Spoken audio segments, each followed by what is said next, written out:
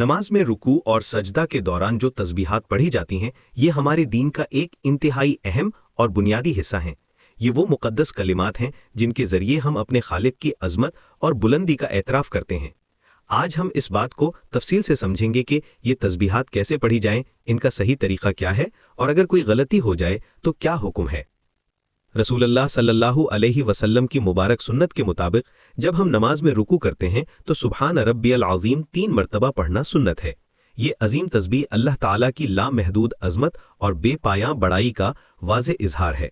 रुकू की हालत में जब हम अपनी कमर झुकाते हैं तो दरअसल हम अपने अजीम रब की शान के सामने अपनी आजिज़ी और बंदगी का मुजाहिरा कर रहे होते हैं। इस वक्त ये मुक़द्दस कलिमात कहकर हम अल्लाह की पाकी बयान करते हैं और उसकी अज़मत के आगे सरतस्लीम खम करते हैं। इसी तरह जब हम सजदा करते हैं तो सुबहान रब्बियल आला 3 मरतबा पढ़ना सुन्नत है।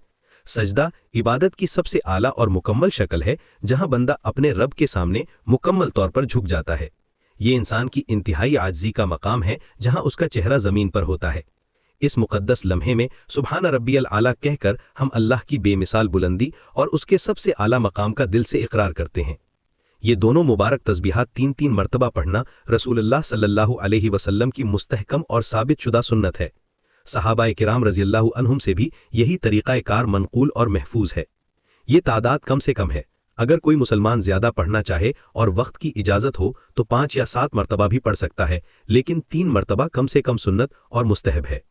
अब यहाँ एक अहम और अमली सवाल ये पैदा होता है कि अगर कोई शख्स गलती से भूल कर या गफलत में रुकू में सजदा वाली तस्बीह पढ़ दे या सजदा में रुकू वाली तस्बीह पढ़ दे तो क्या हुक्म है। क्या इससे नमाज में कोई खलल आएगा? क्या ये नमाज को बातिल कर देगा? इसका वाज़े और तसल्ली बख्श जवाब ये है कि अगर कोई शख्स भूल कर या गलती से रुकू में सुबहान रब्बियल आला या सजदे में सुबहान रब्बियल अज़ीम पढ़ दे तो इससे सजदा सहू लाजिम नहीं आता, यानी नमाज के आखिर में भूलने की वजह से 2 इजाफी सजदे करने की कोई ज़रूरत नहीं है। ये इस्लामी फ़िक़्ह का एक बुनियादी और रहमत भरा उसूल है कि अल्लाह ताला ने हम पर आसानी फरमाई है और मुश्किल में नहीं डाला। जब कोई काम भूल कर या गलती से हो जाए तो इसका हुक्म क़सदन किए गए काम से मुख्तलिफ होता है। दोनों तस्बीहात में अल्लाह की तस्बीह, तक़दीस और पाकी का बयान है। इसलिए अगर ये आपस में बदल जाएं तो नमाज की बुनियादी रूह और मकसद बरकरार रहता है।